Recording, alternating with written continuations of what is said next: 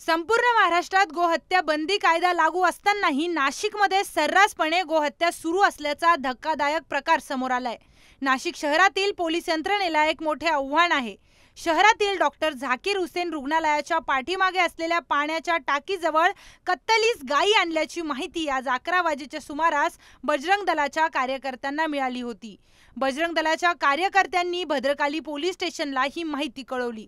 पोलिसांनी घटनास्थळी धाव घेऊन पंचनामा केला। त्यानंतर पोलिसांनी बजरंग दलाचे संयोजक श्रीकांत क्षत्रिय आणि बजरंगी निलेश गागुर्डे यांना पंचनाम्यासह सह्या करण्यासाठी बोलवले। तेव्हा या दोघांवर तब्बल 25 ते 30 महिलांसह जमावाने हल्ला केला। यात श्रीकांत क्षत्रिय निलेश गांगुर्डे हे दोघे जण जखमी झाले। यांच्यावर नाशिकच्या जिल्हा शासकीय रुग्णालयात उपचार सुरू आहेत। काय झालं सर? आमच्या नाशिक जिल्हा बजरंग दलाचे संयोजक आहेत, त्यांना टिप मिळाली होती की इथे अशा झाकीर हुसेन हॉस्पिटलच्या बॅक साईडला पाण्याच्या टाकीखाली ओपनमध्ये गायी बांधलेल्या पण आहेत आणि गायींची कत्तल पण चालू आहे।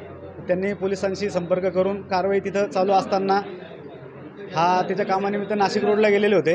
तिकून येताना त्यांना पोलिसांचा फोन आला की तुम्ही इथं तुमचा हे लागेल, सही लागेल, त्यासाठी तुम्ही इकडे या 5 मिनिटासाठी।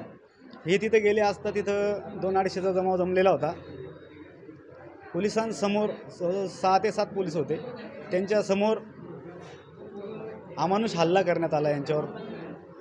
श्रीकांत क्षत्रिय आणि निलेश गांगुर्डे म्हणून बजरंगी होता, यांच्यावर अमानुष कोयता, तलवार, काट्या, दगड याच्याने हल्ला केला गेला। कसं तरी हे जीव पोलिसांसमोर हल्ला होऊन एकच तरी जीव वाचून हे सिव्हिलला आले। धर्मांध काही जिहादी होते तिथं, त्यांनी यांच्यावर हल्ला चढवला। ठीक आहे, तुमचा सण होता, तुमचा बकरीद आहे, तुमची बकरी, बोकड काय असेल ते कापून तुम्ही साजरा करा ना। त्यासाठी तुम्हाला गाईच कापायला का लागता? जर का गोहत्या बंदी असून आणि कायदा भर शहरात तुडवलं जात आहे, हे कसं चालेल? यांच्यात जर का एवढं यांना सहन करायला आपण काही नाही म्हणत नाही किंवा हे तिथं गेले सही करायला, यांच्यावर आकसाने हल्ला करणं किती चुकीचं आहे? म्हणजे भारतातच हिंदूंना फिरायला बंदी आहे का? आता जर का याच्यावर तशी कडक कारवाई करावी, जसे संघटित गुन्हेगारांवर कारवाई होते तसेच हे बीप माफिया असतील, हे गुन्हेगार असतील, यांच्यावर मोक्का सारखा गुन्हा दाखल व्हावा आणि यांच्यावर कारवाई व्हावी, एवढं विश्व हिंदू बजरंग दलातर्फे मी मागणी करतो।